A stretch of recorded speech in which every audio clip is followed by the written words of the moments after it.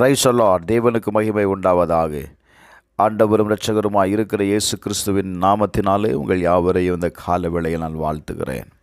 இந்த நாளுக்கான தேவனுடைய வார்த்தை மத்தேயு எழுதின சுவிசேஷம் 21வது அதிகாரம் 22வது வசனம். நீங்கள் விசுவாசம் உள்ளவர்களாய் ஜெபத்திலே எவைகளை கேட்பீர்களோ அவைகள் எல்லாம் பெறுவீர்கள் என்றார். இயேசு சொல்லும் வார்த்தையை நீங்கள் கவனியுங்கள். நீங்கள் நம்பிக்கையோடு ஜெபம் பண்ணுகிற எல்லா காரியத்திற்கும் தேவன் பதிலை கொடுக்கிறார். இன்றைக்கு நாம் ஜெபிக்கிறோம், ஆனால் தேவனிடத்திலிருந்து அந்த ஜெபத்திற்கு பதிலை நாம் பெற்றுக்கொள்வதில்லை. மத்தேயு 7:7 சொல்லுகிறது, கேளுங்கள் அப்பொழுது உங்களுக்கு கொடுக்கப்படும். கேட்கிற எவனும் பெற்றுக்கொள்ளுகிறான். அப்படி என்றால் நாம் தேவனிடத்தில் கேட்கிறோம், ஆனால் நான் கேட்கிற காரியங்கள் நம்முடைய வாழ்க்கையில் நாம் பெற்றுக்கொள்ளுகிறதில்லை. என்ன காரணம்? ஒன்று, யோவான் 15:7 வாசித்து பாருங்க. நீங்கள் என்னிலும் என் வார்த்தைகள் உங்களில் நிலைத்திருந்தால் நீங்கள் கேட்டுக்கொள்வது எதுவோ அது உங்களுக்கு செய்யப்படும். தேவனுடைய வார்த்தை உங்களுக்குள் நிலைத்திருக்க வேண்டும். ரெண்டாவது, யோவான் 16:24 வாசிக்கும்போது, இதுவரைக்கும் நீங்கள் என் நாமத்தினாலே ஒன்றும் கேட்கவில்லை, கேளுங்கள் உங்கள் சந்தோஷம் நிறைவாயிருக்கும்படி பெற்றுக்கொள்வீர்கள். அவருடைய நாமத்தில் நான் கேட்கணுங்க. Praise the Lord. மூன்றாவது, 1 யோவான் 3:22 வாசித்து பாருங்க.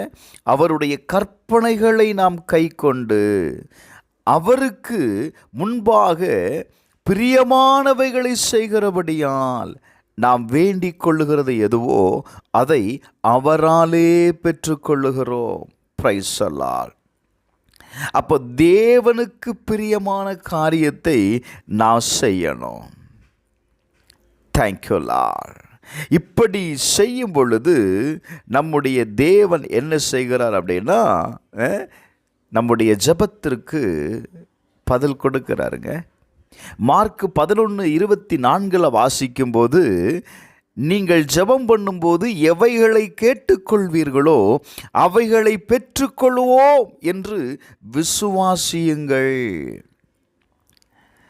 நான் கேட்ட காரியத்தை தேவனிடத்திலிருந்து பெற்றுக்கொள்ளுவேன் அப்படின்னு விசுவாசிக்கணும். Praise the Lord. 5 யாக்கோபு 5:16 வாசித்து பாருங்க.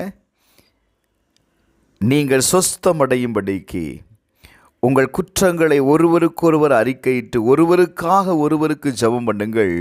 நீதிமான் செய்ய ஊக்கமான வேண்டுதல் மிகவும் பலனுள்ளதாயிருக்கிறது. அப்போ நம்முடைய ஜெபிக்கிற காரியத்திற்கு பதில் கிடைக்கணும் அப்படின்னா, உங்களுக்கு யாரு மேலேயாவது குற்ற உணர்வோடு இருப்பீங்க அப்படின்னா நீங்கள் அவர்களை மன்னிக்கணும். அப்போதாங்க உங்களுடைய ஜெபம் கேட்கப்படும். 6 1 யோவான் 5:14 வாசிக்கும்போது, நாம் எதையாகிலும் அவருடைய சித்தத்தின்படி கேட்டால் அவர் நமக்கு செவி கொடுக்கிறார். நாம் ஜெபிக்கிற காரியம் இது தேவனுக்கு சித்தமாக இருக்கிறதா? Praise the Lord. அப்படிங்கிறத நீங்கள் அறிந்து ஜெபிக்கும் பொழுது கட்டாயம் உங்கள் வாழ்க்கையில் இந்த காரியம் நிறைவேறும். பாடுங்க, வேதம் சொல்லுகிறது, யோவான் 14:13 வாசிக்கும்போது, நீங்கள் என் நாமத்தினாலே எதை கேட்பீர்களோ குமாரனில் பிதா மகிமை அடையும்படி அதை செய்வேன்னு சொல்கிறார்.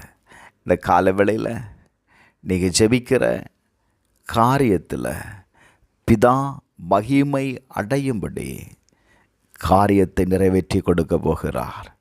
உங்களுடைய ஜெபம் விசுவாசத்தோடு ஜெபம் பண்ணுங்க. கட்டாயம் உங்கள் ஜெபத்திற்கு பதில் உண்டாகும். செபிப்போமா? பரலோக பிதாவே, இயேசுவின் நாமத்தினால இந்த கால வேளைக்காக நான் ஜெபிக்கிறேன்ப்பா.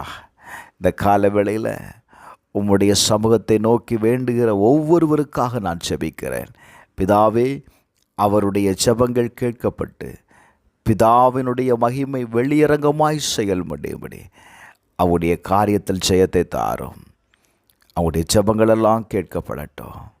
இயேசுவின் நாமத்தில் ஜெபிக்கிறேன் பிதாவே, ஆமென்.